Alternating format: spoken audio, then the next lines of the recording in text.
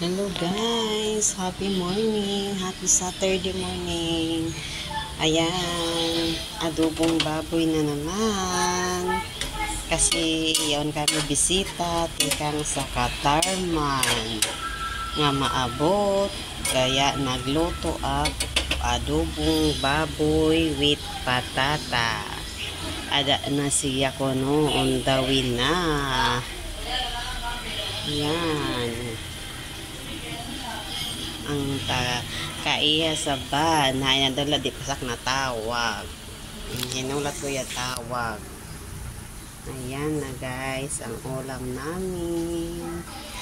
Ito pa yung patatas, mamaya ko pa ilalagay pag ano na malambot na yung baboy. Ayan siya, palalambutin lang muna natin yung baboy, saka na ilalagay yung patatas.